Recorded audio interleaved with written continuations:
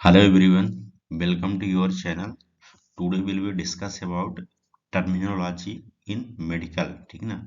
आज हम बात करने जा रहे हैं टर्मिनोलॉजी के बारे में। ठीक है ना। और स्पेशली जो टर्मिनोलॉजी हम बात करेंगे तो माइक्रोबायोलॉजी में जो टर्म यूज होते हैं, ठीक है ना, उसके बारे में आज होल जानकारी लेंगे। क्योंकि यहाँ से भी काफी छोटे छोटे जो होता है क्वेश्चन जनरेट होते हैं। बहुत सारे पर्सन को जो होता है इन टर्म्स के बारे में जानकारी नहीं रहती है। ठीक है, तो आप बने रहिए चैनल में और कंटिन्यू क्लास में अपनी तैयारी करते रहिए और हम आपके लिए फ्री में लेक्चर अवेलेबल कराते रहेंगे। क्लियर। तो चलिए यहाँ पर समझते हैं। एक्चुअल में हमने प्रीवियस लेक्चर में कंप्लीट किया था फंगस का कल्चर। ठीक है ना। तो वो लेक्चर अगर आप नहीं देखे हैं तो प्लीज वो लेक्चर जरूर देखिए। ठीक है, देन इसको भी आप समझ सकते हैं।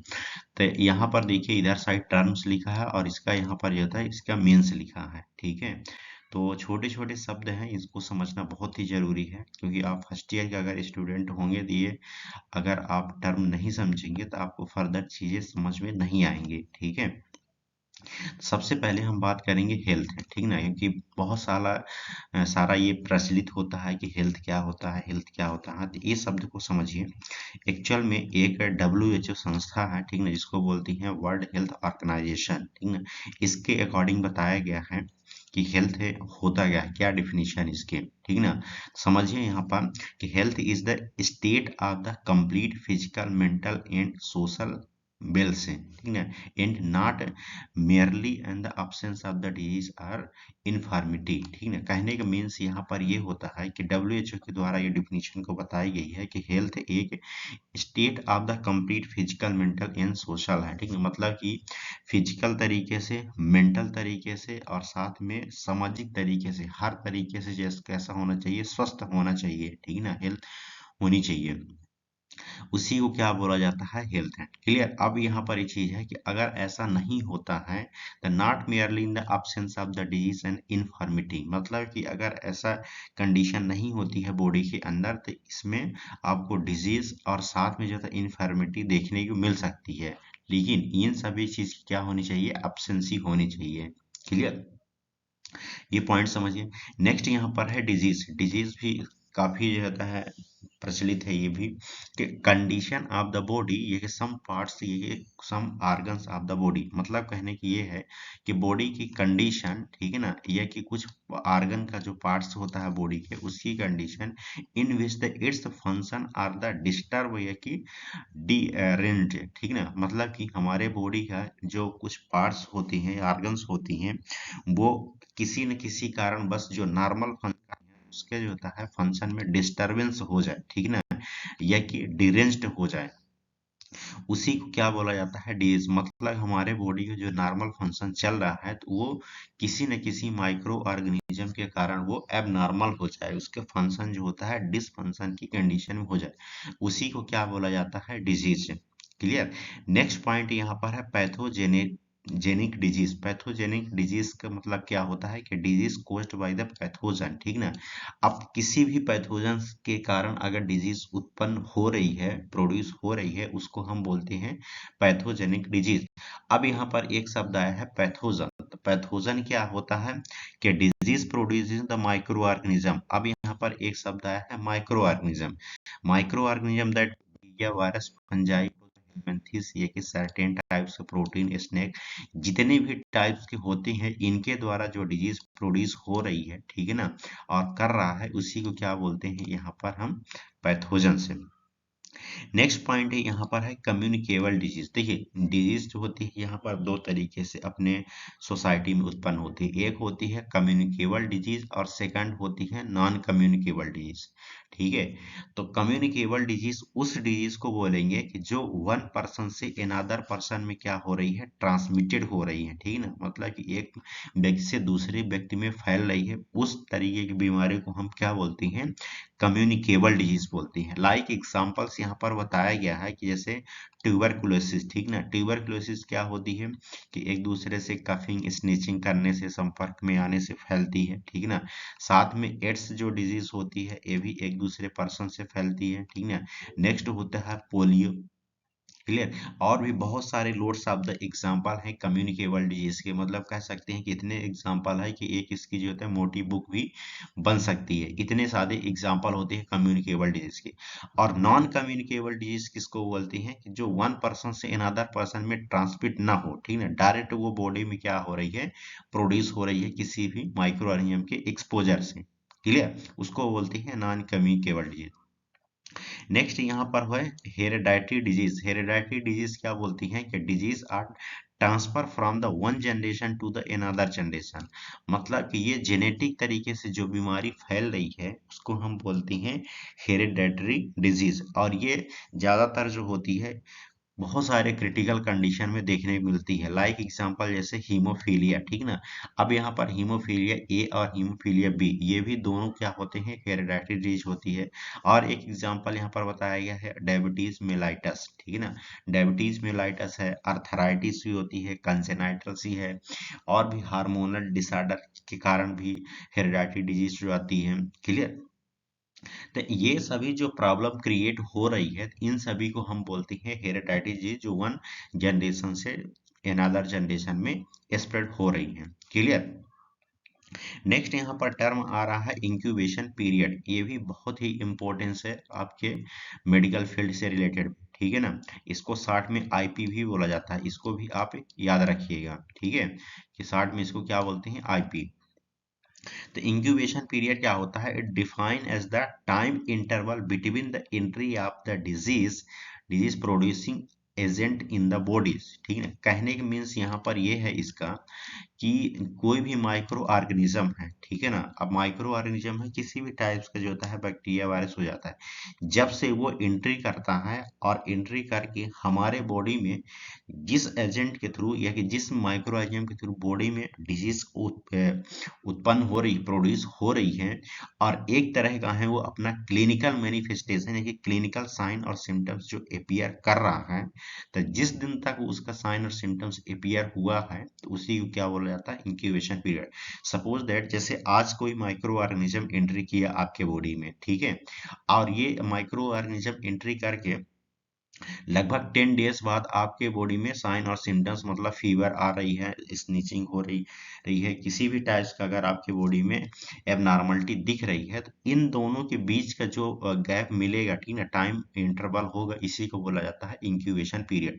तो डिफरेंट माइक्रो ऑर्गेनिज्म के डिफरेंट इंक्यूबेशन पीरियड होते हैं, ठीक है। तो appearance of the clinical manifestation of the disease first time, ठीक, वही जो अभी हमने एक्सप्लेन किया, क्लियर। आगे समझते हैं यहाँ पर, नेक्स्ट है यह इन्फेक्शन, ठीक ना। इन्फेक्शन भी जो होता है अपने आप में एक ब्रॉड शब्द होता है, क्योंकि मेडिकल फील्ड एक ऐसा फील्ड है कि अगर ये इन्फेक्शन, ठीक ना, मोस्ट इंपॉर्टेंस पॉइंट आपको बताने जा रही हैं, कि अगर इन्फेक्शन शब्द ही अपने मेडिकल फील्ड से हट जाए तो कह सकते हैं कि मेडिकल फील्ड पूरा क्या हो जाएगा, चौपट हो जाएगा। क्यों? क्योंकि आप हर एक व्यक्ति से मुंह से सुनते होंगे कि जो होता क्या हो रहा है, कि ये इस पर्सन को इस चीज का इन्फेक्शन हो गया है, ये इस पर्सन को इस तो इन्फेक्शन हो गया, तो ये डिजीज उत्पन्न हो गई, तो इसको हम जो है ट्रीटमेंट करवा रहे हैं, ठीक ना। तो इन्फेक्शन शब्द ही क्या करता है, पूरे entire of the medical field में जो होता है ये वर्क करने का काम करता है, ठीक ना। अब इन्फेक्शन भी कई टाइप्स के होते हैं, उसको भी हम आगे लेक्चर में कंप्लीट करेंगे, ठीक, ठीक है। तो सबसे पहले समझ लेते हैं यहाँ पर टर्मिनोलॉजी में कि इन्फेक्शन होता क्या है। देखिए, entry and multiplication of pathogenic organism, मतलब कहने की यहाँ पर ये है कि कोई भी माइक्रो ऑर्गेनिज्म है जब एंट्री किया और एंट्री करके अपना एक जनरेशन बढ़ा रहा, मतलब कि अपना मल्टीप्लिकेशन कर रहा है ऑर्गेनिज्म, किसके अंदर, with in the body, body के अंदर, उसी को क्या बोला जाता है, इन्फेक्शन, ठीक है। मतलब कोई माइक्रो ऑर्गेनिज्म एंट्री किया, मल्टीप्लिकेशन किया, अपना पॉपुलेशन बढ़ाया, और बॉडी के अंदर जो होता है जिस तरीके साइन और सिम्टम्स नजर आ जाएगा, उसी को क्या बोलेंगे आप, इन्फेक्शन, ठीक ना।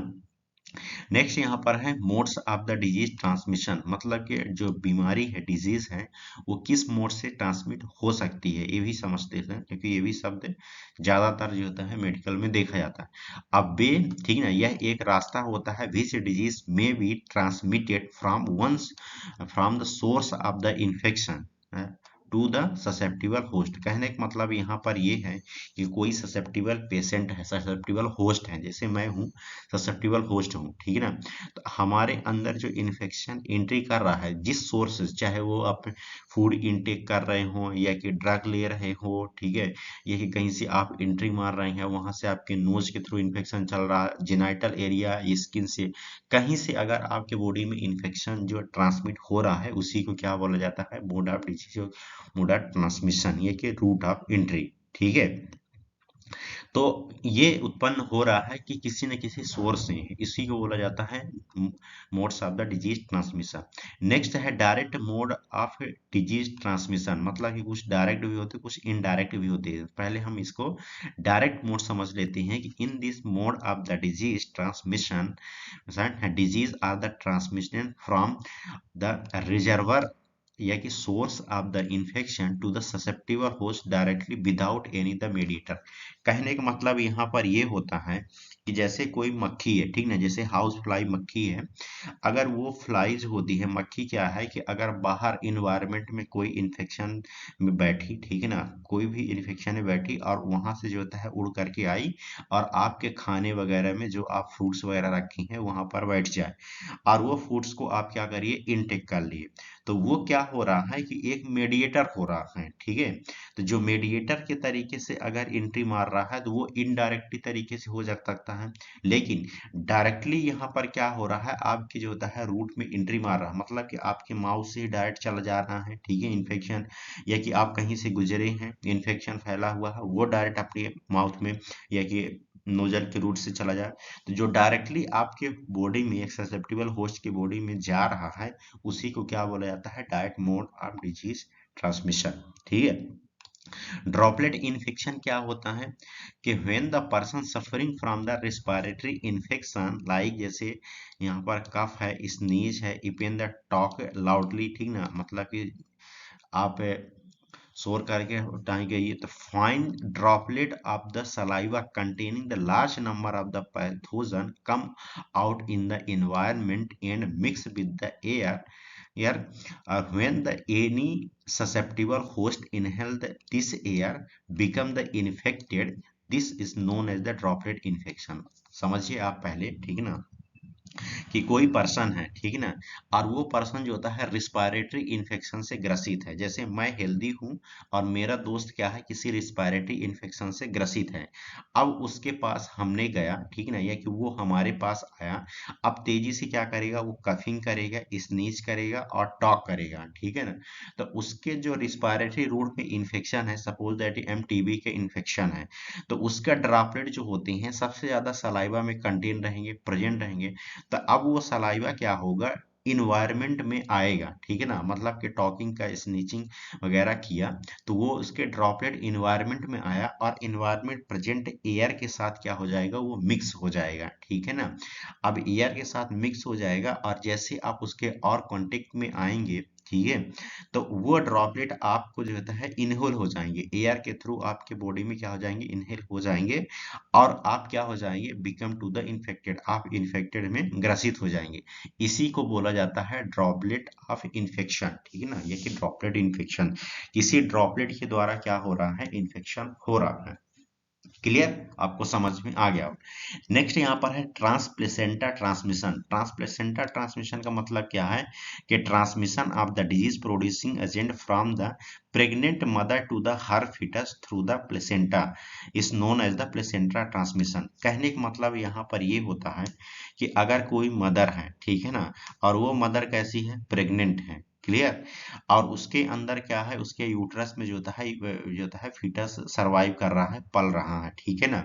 तो बहुत सारे ऐसे डिजीज होती है, क्यों ऐसा बताने जा रही हैं, क्योंकि जो एक यहाँ पर अम्लाइकल प्लेसेंटा होता है उसके थ्रू बेबी को न्यूट्रिशन जाता है, ठीक है ना। अब उस न्यूट्रिशन के थ्रू बहुत सारे ऐसे पैथोजन जो होती हैं स्प्रेड हो करके मदर से जो होता है फिटस पहुंच गए, क्योंकि मदर को अगर इन्फेक्शन रहा होगा तो फिटस को इन्फेक्शन जरूर हो ही जाता है, ठीक है ना। तो इस तरीके के ट्रांसमिशन को हम क्या बोलते हैं, ट्रांसप्लेसेंट ट्रांसमिशन। और इस जो होता है ट्रांसमिशन का दूसरा भी नाम होता है जिसको हम वर्टिकल ट्रांसमिशन भी कहते हैं। क्लियर। इनडायरेक्ट ट्रांसमिशन क्या होता है कि when the transmission of the pathogen occurs by the mediator, वही पॉइंट जो अभी हमने एक्सप्लेन किया आपको कि डायरेक्ट में क्या हो रहा था, ठीक है। यहाँ पे समझिए, यहाँ पर हमने क्या बताया था कि डायरेक्ट विदाउट एनी मेडिएटर, मतलब कि डायरेक्ट में क्या हो रहा था, किसी मेडिएटर की जरूरत नहीं पड़ रही थी, जबकि जो इनडायरेक्ट होता है उसमें क्या हो रहा है, मेडिएटर की जरूरत हो रही है, जो अभी हमने मक्खी का एग्जाम्पल दिया। Not directly then this mode of the disease transmission in the indirect transmission of the infectious disease, ठीक है। मतलब कि डायरेक्टली ट्रांसमिट ना होकर के किसी न किसी माध्यम से बीमारी फैले, उसको बोलते हैं हम indirect transmission. Clear. Vehicle borne transmission क्या होता है, इस चीज को समझिए कि disease are the transmitted through the contaminated food, ठीक है ना। कोई भी कंटामिनेटेड फूड है, वाटर है, ब्लड है, बॉडी टिश्यू है, ठीक है ना, और जो होता है जितने भी बॉडी फ्लूइड्स होते हैं, इन सभी के द्वारा क्या हो रहा है कि माइक्रो ऑर्गेनिज्म जो होता है बॉडी में ट्रेवल कर रहा है, ठीक है ना, और ट्रेवल करके इन्फेक्शन जो होता है स्प्रेड कर रहा है, उसी को बोलते हैं व्हीकल वॉर ट्रांसमिशन, ठीक है ना। अब ये बॉडी टिश्यू में कह सकते हैं कि बहुत सारे जितने भी बॉडी फ्लूइड्स होते हैं, जैसे यूरिया है, स्टूल है, सीएसएफ फ्लूइड है, जितने भी साइनोवियल फ्लूइड है, साइटिक फ्लूइड है, जितने भी फ्लूइड्स होते हैं, ये सभी जो होता है बॉडी टिश्यू के अंतर्गत ही आ जाते हैं। क्लियर। नेक्स्ट समझते हैं यहाँ पर ये होते हैं वेक्टर, ठीक ना। अभी हमने क्या समझा व्हीकल का, अब वेक्टर क्या होता है। Vector is in the arthropods, ठीक ना। क्या होता है, ये आर्थ्रोपोड्स होते हैं जो, या कि एनी लिविंग कैरियर, इसको हम क्या बोल सकते हैं, any living carrier that capable of the transmitting the pathogen, मतलब इनके अंदर क्षमता होती है पैथोजन को ट्रांसमिट करने के लिए to the susceptible person. Susceptible person मतलब कि ससेप्टिबल जो होस्ट है। For example the female anopheles mosquito is the vector of the malaria parasites, या कि प्लाज्मोडियम, ठीक है ना। मतलब कि किसी न किसी जो होता है ये कैरियर के रूप में, आर्थ्रोपोड्स के रूप में क्या कर रहे हैं, ससेप्टिबल पर्सन में बीमारी को फैला रही हैं, और उसी को बोला जाता है यहाँ पर वेक्टर, ठीक है ना। अब यहाँ पर वेक्टर जो होती हैं, तो कह सकते हैं जैसे बताया गया है कि एनाफिलिस मॉस्किटो जो होता है एक तरह का ये वेक्टर ही है। क्लियर। ओके। नेक्स्ट यहाँ पर समझते हैं हम वेक्टर बोर्न ट्रांसमिशन। अब वेक्टर बोर्न ट्रांसमिशन क्या होती है कि when the pathogen transmitted from the reservoir, या कि source of the infection, reservoir के द्वारा या कि किसी सोर्स ऑफ द इन्फेक्शन के द्वारा, ठीक ना, वेक्टर का ट्रांसमिशन हो रहा है, इसी को बोला जाता है vector borne transmission of the disease, या कि वेक्टर बोर्न ट्रांसमिशन, ठीक है। इसको समझिए। फोमिट्स क्या होता है, ये इसके बहुत ही कॉमन शब्द है कि एक तरह फोमिट्स कह सकते हैं कि यहाँ पर जितने भी क्लॉथ यूज किए जाते हैं, ठीक है ना, वो फोमिट्स के अंतर्गत आते हैं। या आर्टिकल्स या कि थिंग्स हैं, ठीक ना, आर्टिकल्स हो सकते हैं, कोई भी आइटम्स हो सकता है, या कि कोई चीज हो सकती है, which harbour pathogens and transmitted this individual when come into the contact. कहने का मतलब यहाँ पर ये होता है कि जो फोमिट्स होती हैं, जैसे बहुत सारे जो होता है रेस्टोरेंट होटल होते हैं, वहाँ पर टॉवल्स वगैरह या कि जो होता है क्लॉथ वगैरह यूज किया जाता है, तो एक पर्सन से जो होता है अनेकों पर्सन वो जो होता है यूज कर सकते हैं, ठीक है ना, और करते भी हैं ऐसे होटल वगैरह में। तो जैसे टॉवल्स वगैरह है, तो उसमें जितने भी इन्फेक्शन अगर किसी अनदर पर्सन को रहे होंगे तो उसमें भी आ जाते हैं, और वो आप आर्टिकल्स, वो जो होता है क्लॉथ को आप यूज करें, उसके कांटेक्ट में आइए, तो उससे जो आपको इन्फेक्शन फैल जाएगा, उसी शब्द को क्या बोला जाता है, fomites. Clear. Portals of the entry, portals of the entry का मतलब क्या होता है कि routes by the pathogen enter the host. Host यहाँ पर हम बार बार शब्द इसलिए यूज कर रहे हैं क्योंकि ये होस्ट जो होती है किसी न किसी पर्सन की बात कर रहे हैं, होस्ट में आप लोग ही आती हैं, ठीक है। तो होस्ट के अंदर जो पैथोजन एंट्री मार रहा है उसको बोलते हैं portal of the entry. Portal of the exist क्या होता है, ठीक है ना, जैसे portal of the entry pathogen किया, अब वो पैथोजन बॉडी में गया और डिजीज प्रोड्यूस करके दिया, इन्फेक्शन पन कर दिया, और वो come out from the body, body से वो बाहर निकल गया, उसी को बोला जाता है पोर्टल ऑफ द एग्जिस्ट, ठीक है ना। नेक्स्ट यहाँ पर शब्द होता है इम्यूनिटी। इम्यूनिटी क्या होती है कि बॉडी एबिलिटी टू, ठीक है ना, body ability to recognise and destroy disease producing agents और antigen, it term as the immunity. कहने का मतलब ये होता है कि हमारे बॉडी में एक प्रेजेंट होता है इम्यून सिस्टम, ठीक है। तो इम्यून सिस्टम में क्या होता है, इम्यूनिटी के द्वारा ही जनरेट होता है। अब कोई भी माइक्रो ऑर्गेनिज्म हमारे बॉडी में गया, ठीक है, और डिजीज को जो होता है उत्पन्न जो कर रहा है, और उस डिजीज को उत्पन्न जो हो रही है उसके द्वारा हमारे बॉडी में जो इम्यूनिटी प्रेजेंट है उसको क्या कर देगी, डिस्ट्रॉय करेगी, ठीक है ना।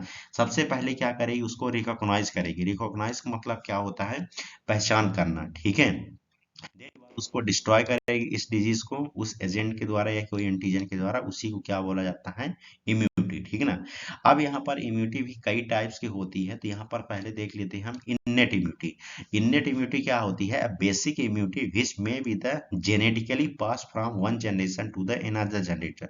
मतलब कि इम्यूनिटी जो है एक बेसिक इम्यूनिटी होती है जो कि जेनेटिकली क्या हो रही है, पास हो रही है वन पर्सन से अनदर पर्सन में, ठीक है ना। मतलब कि एक व्यक्ति से दूसरे व्यक्ति में जो जनरेशन के रूप में ट्रांसमिट हो रही है उसी को बोला जाता है इन्नेट इम्यूनिटी। इन्नेट का मतलब ही होता है, कह सकती हैं कि नेटिव प्लेस, ठीक ना। मतलब कि आपका जो होता है जन्म, कहते हैं ना कि जन्म स्थान क्या है, किसी एड्रेस वगैरह में आप डालती हैं उसको नेटिव या कि इन्नेट बोला जाता है। क्लियर। नेक्स्ट शब्द यहाँ पर समझिए एक्वायर्ड इम्यूनिटी। एक्वायर्ड इम्यूनिटी क्या होती है कि this develops as a result of the pure experience of the infections agent this antigen and और the passive transmission of the body. कहने का मतलब यहाँ पर क्या होती है, एक्वायर्ड इम्यूनिटी उस इम्यूनिटी को बोलते हैं कि जो आप क्या कर रहे हैं, पैसिव के रूप में अपने बॉडी में ले रहे हैं, जैसे ड्रग वगैरह ले रहे हैं, एंटीबायोटिक्स ले रहे हैं, ठीक है ना, कोई वैक्सीन ले रहे हैं आर्टिफिशियल तरीके से, यही सब क्या होती है, ये एक्वायर्ड इम्यूनिटी होती है, ठीक है ना, जो कि आपके बॉडी में इन्फेक्शन को क्या कर रही है, प्रोटेक्ट करने का काम कर रही है। एक्टिव इम्यूनिटी क्या होती है, in in its develops body immune system take parts the actively. मतलब हमारे अंदर जो बॉडी के अंदर जो है एक इम्यून सिस्टम है, और उस इम्यून सिस्टम जैसे ही एक्टिव इम्यूनिटी गई उसको क्या कर रही है, ये एक्टिव कर रही है, एक्टिवली जो है इनटेक करने का काम कर रही है, ठीक है ना। उसी को बोला जाता है एक्टिव इम्यूनिटी। छोटे छोटे शब्द हैं, इनको जरूर अपने माइंड में रखिए क्योंकि कभी न कभी यहाँ से टकरा ही। नेक्स्ट है यहाँ पर नेचुरल एक्टिविटी। नेचुरल एक्टिविटी क्या बोलते हैं, this develop when the person is exposed to any clinical और सब क्लिनिकल इन्फेक्शन, ठीक ना। क्लिनिकल और सब क्लिनिकल इन्फेक्शन से क्या हो रहा है, यहाँ पर होता है ग्रसित हैं, ठीक ना, एक्सपोज हैं, उसको बोलते हैं हम नेचुरल एक्टिव इम्यूनिटी। नेक्स्ट है artificial active immunity. Artificial active immunity, immunity develop by the vaccination, ठीक है, जो आप वैक्सीन यूज कर रही हैं उसके द्वारा जो इम्यूनिटी आपके बॉडी में डेवलप हो रही है उसी को बोलते हैं artificial active immunity. Passive immunity, passive immunity किसको बोलेंगे कि in its develops body immune system does not take the part in the actively, ठीक ना। अब यहाँ पर समझिए एक्टिविटी में हमने क्या बोला था कि यहाँ पर क्या हो रहा है कि ये एक्टिवली इनटेक कर रही है, जबकि पैसिव में क्या हो रहा है कि एक्टिवली इसको इनटेक ना करके पैसिवली इसको इनटेक करेगी, उसको हम बोलेंगे passive immunity. Natural passive immunity क्या होती है कि develop by the transfer of the maternal antibodies, ठीक ना। कैसे डेवलप हो रही है, maternal antibody to the foetus through the placenta and through the colostrum. Clear समझिएगा। यहाँ पर देखिए एक्चुअल में होता क्या है कि प्लेसेंटा के थ्रू अगर क्या हो रही है यहाँ पर, ठीक है, फीटस को जो इम्यूनिटी मिल रही है प्लेसेंटा के थ्रू, मदर से प्लेसेंटा से ट्रांसमिट होकर के जाएगी, तो फीटस को जो इम्यूनिटी मिल रही है उसको बोलते हैं मैटरनल एंटीबॉडीज, ठीक ना, और उसी को बोला जाता है नेचुरल पैसिव इम्यूनिटी। या कि कोलेस्ट्रम के द्वारा अगर इम्यूनिटी मिल रही है उसको भी हम क्या बोलते हैं, नेचुरल पैसिव इम्यूनिटी। अब आपके माइंड में आ गया होगा कि कोलेस्ट्रम क्या होता है। तो कोलेस्ट्रम एक तरह का है, क्या कह सकती हैं कि जो मदर होती है उसके मिल्क में प्रेजेंट होता है, ठीक है ना। कब प्रेजेंट होता है, मिल्क में, ठीक ना। Thick yellowish milk secretion by the womens during the 2 to 3 days after the delivery. जैसे ही डिलीवरी कंप्लीट होती है, ठीक है, तो 2 से 3 दिन बाद एक तरह का है सिक्रेशन होता है जिसको बोलते हैं मिल्क, और वो मिल्क कैसा रहता है, थिक एलोबिस सिक्रेशन होता है, इसी को बोला जाता है कोलेस्ट्रम। और ये कोलेस्ट्रम जो होता है इसमें ह्यूज अमाउंट में जो होता है एंटीबॉडीज प्रेजेंट होती है, ठीक ना। कि it is the anti infective, कैसी होती है, एंटी इन्फेक्टिव, ये कि very nutrition to the new warm, मतलब कि न्यू वार्म के लिए वेरी न्यूट्रिशन का काम करती है, और साथ में ये एंटी इन्फेक्टिव भी होती है, ठीक है ना। उसी को बोला जाता है कोलेस्ट्रम। क्लियर। तो it was all about terminology in microbiology. यहाँ पर कुछ शब्द हमने एक्सप्लेन किया है, बहुत सारे यहाँ पर शब्द है, कम से कम नहीं थे, यहाँ पर हजारों टर्मिनोलॉजी है, ठीक ना। तो थोड़ी थोड़ी करके हम यहाँ पर एक्सप्लेन करेंगे ताकि आपके माइंड में जाए भी और ये आपके लॉन्ग टाइम तक बना भी रहे। क्लियर। तो आज यहाँ पर इतना एक्सप्लेन किए हैं, नेक्स्ट जो भी रिमेनिंग बचा है उसको कंप्लीट करेंगे। क्लियर। तो अगर वीडियो आपको अच्छा लगे तो लाइक करिए, सब्सक्राइब करिए और अपने दोस्तों में भी शेयर करिए ताकि उनको भी इन सब चीज़ों को नॉलेज मिल सके। क्लियर। तो चलिए आज के लिए इतना ही। Thank you so much.